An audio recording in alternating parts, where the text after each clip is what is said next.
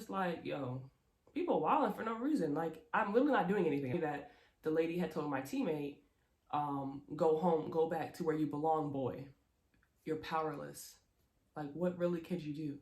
Especially if it's just you.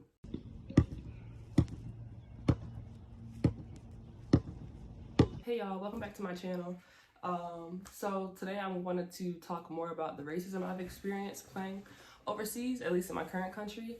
So I've been physically pushed, shoved, touched. I've been called names. I don't understand them.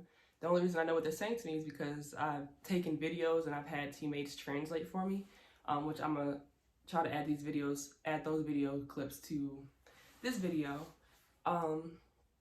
It's been a lot and it's been hard and it's been draining. I will be honest about that. And in the moment, usually it's just me being confused because I've never really experienced racism until being in Europe. The racism that I've dealt with at home is usually more like microaggression type stuff. It's like really low key, like it's not like blatant in your face type of racism. I've never experienced this before. So, and here I've had it like, when I first got here, I will say the first few months never had an issue at all. My teammate, she's Finnish. She's Finnish and American. Her dad is black, but she lives here, grew up here. She told me when she first met me that, you know, she gets called the N-word probably like twice a year. And she's very, very light-skinned, very light-skinned. And so me, I was like, okay, red flag, because if you're getting called that, what am I going to be called, you know? Because I'm a lot darker than her. So for the first few months, had no experiences, and then pretty much right before Christmas time, that's when I had my first few experiences, pretty much back to back to back. It was a period where I was getting, you know, a racist experience probably once or twice a week for 3 weeks straight. The first experience I had was I was walking to the bus stop with my teammate. We were going to the practice, and I'm walking down the street, and there's a white lady walking this way. And the sidewalks in my city, I'm in a pretty big city, so the sidewalks in our city are pretty wide, so it can fit like, I would say probably 6 people lined across. They're pretty wide sidewalks, so it's not like in America where a lot of our sidewalks are pretty small, like smaller, and our streets are bigger, so it's kind of like different. So our sidewalks are really big. So I'm walking down the street to get to the bus stop, and I see the lady coming this way. I'm thinking she's just gonna walk around me because there's so much space. Instead, I'm literally gonna show you, like, I have my backpack like on my shoulder. Not this backpack itself, but I have my backpack on my shoulder. I'm just like la la la walking down the street, and she literally like comes, boom, walks straight into me and knocks my bag off my shoulder. And I turned around, and, you know, I did learn a few curse words in the language, but in the moment I couldn't process anything. Like, I couldn't remember any word that I learned in Finnish. And so, you know, I said a few words in English, just you can guess what those words were. But she didn't even turn around, just kept walking. Like, she didn't just run smack into me and knock my bag off my shoulder, like literally knock my bag off my shoulder. So that was the first instant. I'm just like, yo, people wilding for no reason. Like, I'm literally not doing anything. I'm literally just walking down the street, walking to the bus stop, not doing anything, going to practice, and she just smacks my bag off my shoulder. Then there's another situation where I'm walking with the other import and then another Finnish girl, where it's 3 of us, you know, walking down the street, going to get some food. Once again, the sidewalks are huge.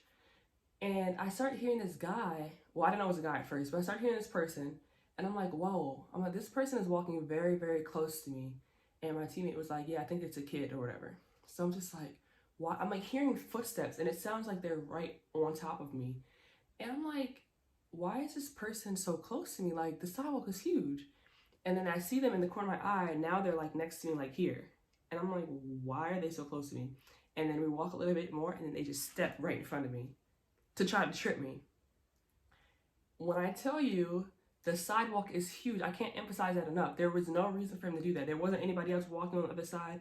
No, there was just 3 of us walking, talking to each other, and this man literally steps right in front of me, almost trips me. And so at this point, I kicked my foot out and I tripped him back. And I'll be honest, like, I was kind of fed up because I'm like, yo, I'm not about to be dealing with this every single day. At this point, like, this was stuff There's stuff that happened in between, but at this point, like, this is probably like the third or fourth racial incident that I had at the time. And so I was like fed up because I'm just like, yo, like, I'm not doing anything. I'm minding my business, and you guys want to keep messing with me. And I'm like, do y'all think I'm a punk or something? Like, I'm not trying to, be out here fighting. Like, I have a job and stuff. But I'm just like, why do y'all feel the need to come mess with me? Besides the fact that I'm black, like, you were that bored. So that was that incident. And then there's a big incident, which I do have video of that I'm going to add here, where we're leaving a team event, a team bonding event, me and my, the other import, leaving a team bonding event, and we're waiting at the bus stop, and there's a girl there, and the girl is asking for directions. And so I'm like pulling up the directions on my phone, and she's asking like, oh, what bus is coming? Does this bus go there, whatever? And I'm not from, the area, so I just, pull it all up on my Google Maps. So I'm like typing it in, I'm showing her, and she's like, thank you guys so much. And then she's telling us about how she went to a party. We're just chatting it up. Random girl we just met on the bus stop. Next thing you know, so mind you, it's 3 of us. So my back is turned, I'm facing this way. My other teammate is here, and then the girl is here. So we're all just like kind of like in a little circle. Once again, the sidewalks are huge. So we're talking, next thing you know, this couple comes up from behind us and shoves through us. Literally comes from behind us and shoves through us. I didn't even know they were there. I didn't hear them. Nothing was said. Nothing, not excuse me, or like, even if they said it in their language, nothing was said at all. They just came up and shoved us from behind. So I'm looking like, I didn't say anything. I'm just like, whoa. And the other import, she didn't say anything either. But the Finnish girl that we met, she said something to them. I'm assuming she said like that was rude or something like that. She didn't curse. I do know the curse words. I didn't hear any curse words she said, but I'm pretty sure she called them rude or something. These people turn around and start spazzing on us. Spazzing, especially the woman. Spazzing on us, cursing at us, telling us all types of stuff, saying, one of the things she was saying was, we don't belong here, we need to leave. She tells my import teammate, apparently my teammate translated, and she told me that the lady had told my teammate, go home, go back to where you belong, boy. And if you know, poika, me sinne mistä oot tullutkin. Sä et oo suomalainen. Boy, you know how that word is. At least for in America, you know what that word, the connotation of that word is not, a good word to use for a black person, especially a woman at that. But yeah, I told her you don't belong, go back home, go back to where you belong, boy. And then she also was talking to the Finnish girl and was telling the Finnish girl that she doesn't even belong because she has dark hair and dark eyes. Which is beyond me, because I'm like, this girl is legit from here, and not only are you racist to the black people, like, I don't understand racism at all, but I could understand it more if you were racist because we were black. But now you're being racist to somebody who is actually from here as well, who's white like you, but just happens to have dyed her hair dark and has dark eyes, and you want to be racist to her too? Like, it's crazy. And that whole experience was filmed, and I'm glad it was, because so many instances have happened since I've been here, and usually it's too quick or too sudden where I don't have my phone out. I'm not recording. That incident lasted so long that I decided to start recording. Before that video, it had already been going on for 5 minutes, and I'm just like, you know what? I'm going to record this because this is insane. Like, the people stayed in our face, yelling at us, cursing at us, and we did nothing but stand on the bus stop. She tried to tell the Finnish girl that she was mad because she wanted us to move out of the way so they could walk through. But there was more than enough space for them to walk around us. But either way, nothing was said. They didn't even say, excuse me, or, they literally came from behind and shoved through us. So there was that instance. There was an instance as well where I was trying to help my teammate get gloves, and there was like a little Christmas market, and my teammate was in the process of about to pay for some gloves, and a white woman and her kids come up and shove through us once again. Just move us out the way, like we're not even there. Just move us out the way, and then continue looking through the stuff. Me and my teammate like, oh, hold up now, like, we're not about to do this, like, we're literally in the process, she's literally in the process of paying for her gloves, and these people act like we're not even human or something. And, I could go on for days with the racism I've experienced here. Just recently, last week, I had an experience where, I'm on the tram, and I'm coming from the mall or something, I don't know where I was coming from, I was going back home. And I'm just sitting there listening, I have my AirPods in, listening to my music, whatever, sitting there. In the row I'm in, it's 2 seats. So I'm sitting on the inside, the outside seat is open. There's 4 seats open behind me, and then there's a guy sitting like across to me in the other row.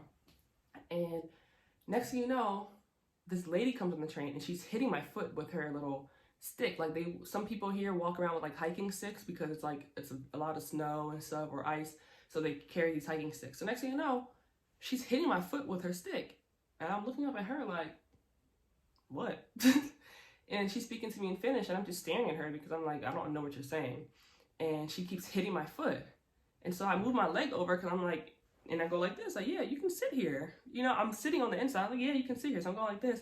And she just keeps hitting my foot. And I'm just like, it's open. Like, what do you want? I don't have a bag on the seat. Like, it's literally just me. And I'm like, go ahead. And so the guy across to me, he gets up and he's like, you can sit here. She can sit there. And the seats are identical. Like, you know, I don't know. And she tells him no. And then she just sits in the 4 seats behind me. So I'm just like, what's the purpose of that? If you didn't want to take his seat and he's sitting in the same exact, like, identical, you know, row as me, just across from the other side, you don't want to take his seat. The 4 behind me had been open. You didn't want to sit there originally. You wanted to make the only black person on the train get up out of their seat. Make it make sense. And, you know, a lot of times when this stuff happens, like, luckily I've been with my teammate or my black teammate, so she sees it or, you know, knows that this stuff is actually happening. But there's sometimes where it happens when you're alone. And that's the part where it's scary because it's like, in America, when this stuff happens, well, we know the laws in America. We know how to handle it. So we know how we can react without, you know, getting in too much trouble. Overseas, you don't really know what they would do to you. What happens if I, like, you know, so me, it's just like, how much can I really do? Especially if I'm alone, you know? And if it's like me against all these other people, who are they going to believe? Especially if I don't have it on video. Luckily, the one incident I had on video, but if I don't have it on video, it's a he said, she said. And with that incident on the train, there's so many white people there just staring at me, not saying anything, not speaking up for me, just watching. And it's like, I don't know what I'm supposed to do in those situations. And it's like, even with the people who put their hands physically on me, there was a time where I was waiting here. You have to call for the bus to make the bus stop. And so I'm like calling for the bus to make the bus stop, have my arm out. Next thing you know, I feel somebody like just like push through my arm. So I'm thinking it's my teammate behind me, but I'm just like, why is she doing that? Like, she mad weird. And I turn around and it says, old white dude, just running smack into my arm. Like, I can't emphasize enough. The sidewalks are huge. I'm one person. I told you it could fit like 6+ people across the sidewalk. I'm one person standing on the side of the edge of the sidewalk, calling for the bus. And this man smacks right into me, moves my arm, doesn't say a word, just keeps walking. And it's like instances like that. It's just like, how do I even react? I can't push him back because now I pushed the old man and now he fell over and broke his bone. You know, anything could happen. And now it looks bad on me. And that's what's hard because you have to be professional overseas. You can't really react like you would if you were at home. Like, I don't want to lose my job because now I'm getting accused of hurting some old person or some, you know, whatever, you know, and that's what's really hard dealing with the racism, because it's just like, you're really on your own. Like, my team is aware of the racism that's happened because it was on video. And they put a post out, you know, in solidarity with us and stuff. But it's just really hard because it's like, you're alone. What do? You're in a foreign country. You're black. Nobody else looks like you. And it's almost just like you just have to deal with it. Just keep your head down, keep pushing, keep walking like it didn't happen. I had a friend out here. He used to play out here.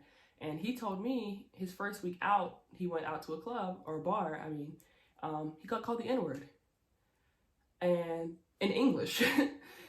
And, you know, it's stuff like that. Like, how do you even react? Because you can't react the same way we would at home. You don't have the same support that you do here. I mean, you don't have the same support here as you would at home, you know? So I would say, like, the racism part is probably the hardest thing I have to deal with, at least being here, because it's like, you're powerless. Like, what really could you do? Especially if it's just you.